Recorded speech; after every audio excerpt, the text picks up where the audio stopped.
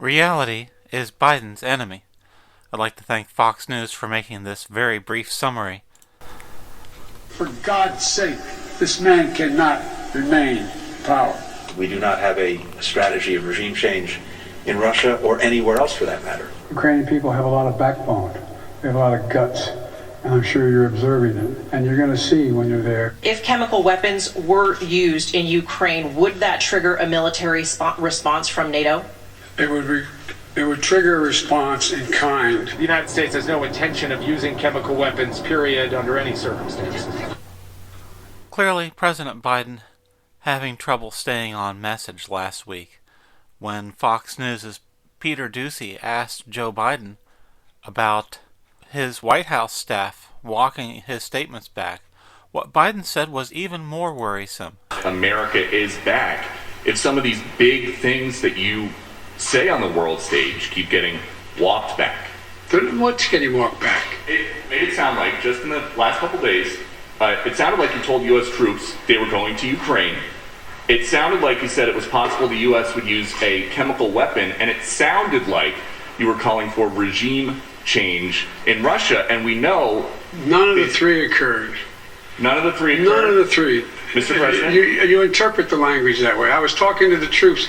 We're talking about helping train the troops that are the Ukrainian troops that are in Poland.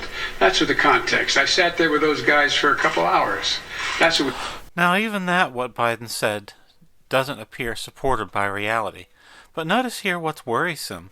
His own White House team, the White House staff, seems to think that the very last person that they should brief on what they updated about his statements is Joe Biden. That should be worrisome to every American, and frankly anyone in Russia's path in 2022.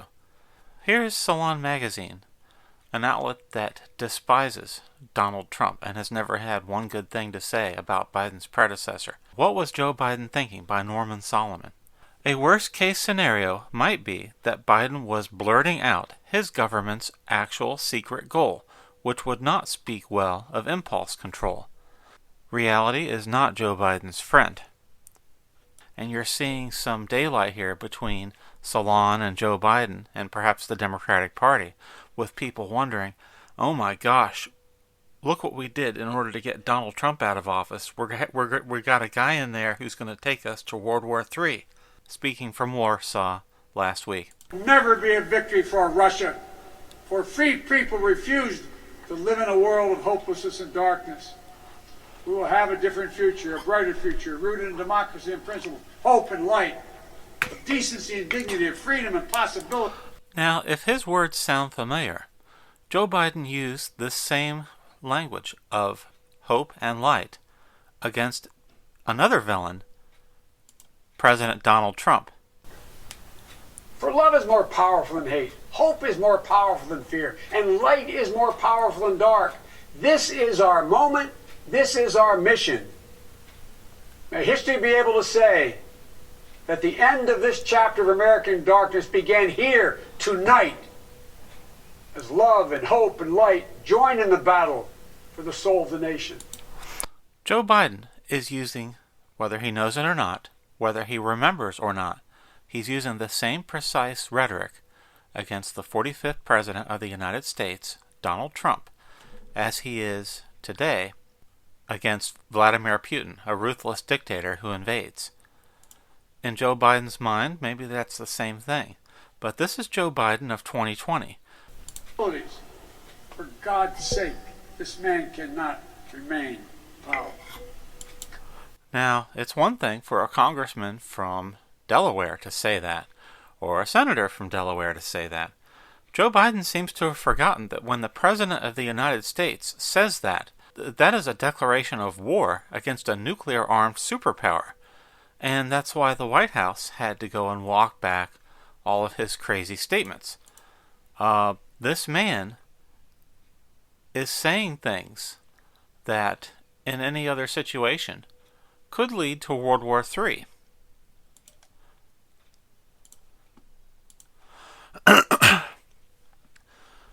When President Biden spoke with reporters in Brussels Last week, he took 6 questions. In a similar occasion, when Donald Trump spoke to NATO in Brussels, he took 25 questions from reporters. But 6 questions is doing pretty good for Joe Biden. Let's see what he says here. I made a commitment when I ran this time. I wasn't going to run again, and I mean that sincerely. I had no intention of running for president again. And until I saw those folks coming out of the fields in Virginia carrying torches and carrying Nazi banners and literally singing the same vile rhyme that they used in Germany in the early 20s, or 30s, I should say. And then when the gentleman you mentioned was asked what he thought, and a young woman was killed, a protester, and he was asked what he thought, he said, "There are very good people on both sides." And because he said this year after year since 2017, Joe Biden has repeated that President Donald Trump praised the men who killed a young protester in Charlottesville, Virginia in 2017. Joe Biden has said repeatedly that Donald Trump praised the killers of this woman as very fine people. Let's be clear on what happened at the Unite the Right rally in Charlottesville, Virginia in 2017. In the wake of the Charleston church shooting in June 2015, efforts were made across the South to remove Confederate monuments. Permission was sought to protest the city of Charlottesville's decision by the city government to remove Confederate statues. Counter-protesters did not need permits to protest the rally. So you have a peaceful group of protesters, local residents who do not wish these statues to be removed from their town. Then you have 2 groups of rival violent factions. You have Antifa from the left, and you have this Unite the Right from the right. And in all of this, it became a deadly event when a white supremacist rammed his car into a crowd of counter-protesters, killing Heather Heyer and injuring 35 other people. But the original protest was simply residents who did not wish statues to be removed that reflected their heritage. The news media had an agenda. Remember, the governor of Virginia at this time was Clinton crony Democrat Terry McAuliffe. The mayor of Charlottesville was a Democrat. The national news media had a goal to distort reality and to claim that Donald Trump not only caused the violence, but that Donald Trump ran over this young woman. If you have any questions, please feel free to ask. As I said on, remember this, Saturday, we condemn in the strongest possible terms this egregious display of hatred, bigotry, and violence. It has no place in America. And then I went on from there. Now, here's the thing. As to, excuse me, take it nice and easy. The young woman, who I hear is a fantastic young woman, and it was on NBC, her mother wrote me and said through, I guess, Twitter, social media, the nicest things, and I very much appreciated that. I hear she was a fine, really actually an incredible young woman. And then when the gentleman you mentioned was asked what he thought, and a young woman was killed, a protester, and was asked what he thought, he said, "There are very good people on both sides." And that's when I decided I wasn't going to be quiet any longer. But her mother on Twitter thanked me for what I said. And honestly, if the press were not fake, and if it was honest, the press would have said what I said was very nice. But unlike you, and unlike the media, before I make a statement, I like to know the facts. Well, I think the driver of the car is a disgrace to himself, his family, and this country. And that is, you can call it terrorism, you can call it murder, you can call it whatever you want. I would just call it as the fastest one to come up with a good verdict. That's what I'd call it. The gentleman you mentioned was asked what he thought, and a young woman was killed, a protester. And was asked what he thought. He said, "There are very good people on both sides." Because there is a question. Is it murder? Is it terrorism? And then you get into legal semantics. The driver of the car is a murderer. And what he did was a horrible, horrible, inexcusable thing. I will tell you something.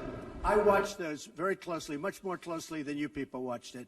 And you have, you had a group on one side that was bad, and you had a group on the other side that was also very violent. And nobody wants to say that, but I'll say it right now. You had a group on the other side that came charging in without a permit, and they were very, very violent.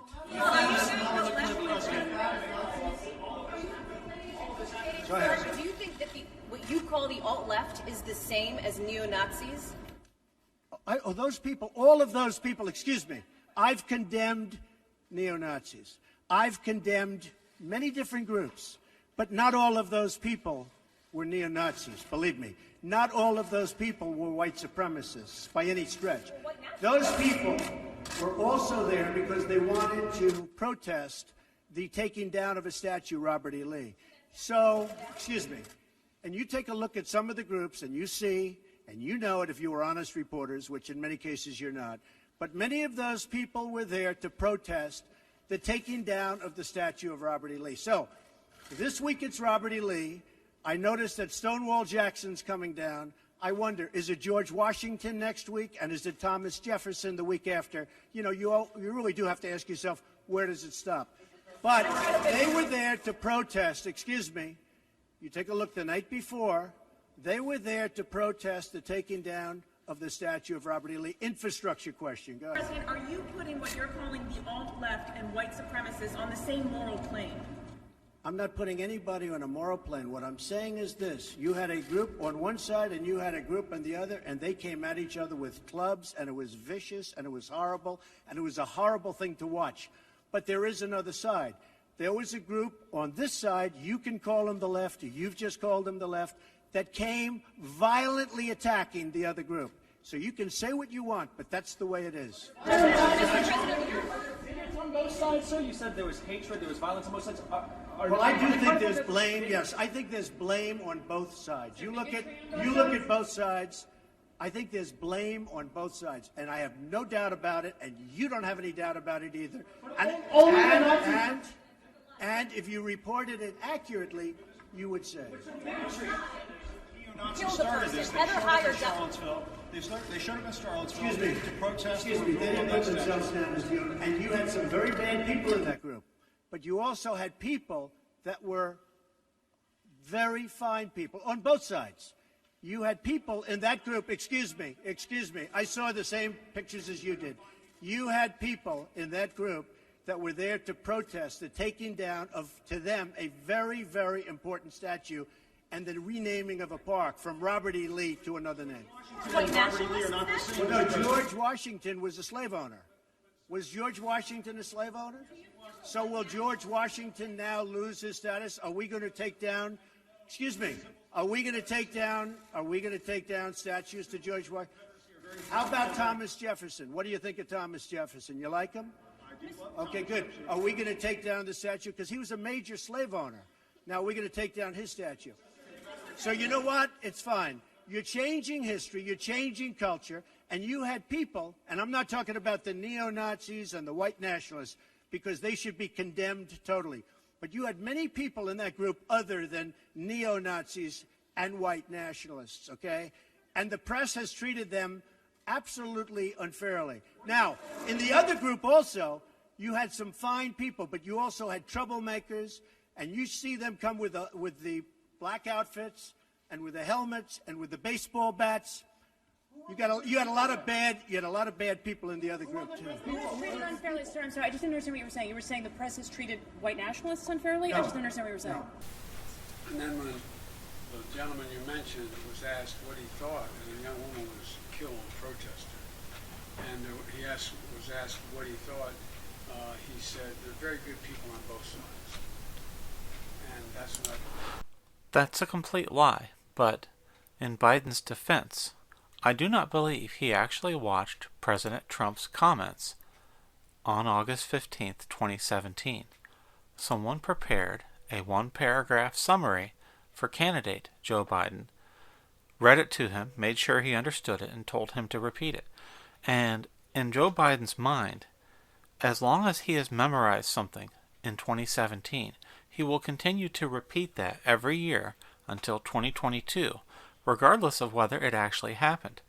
And the reason I think this is shocking is what other things exist as a reality only in Joe Biden's mind while he is confronting Putin over Ukraine that do not match reality. Reality is not Joe Biden's friend. Reality is Joe Biden's enemy. Thank you.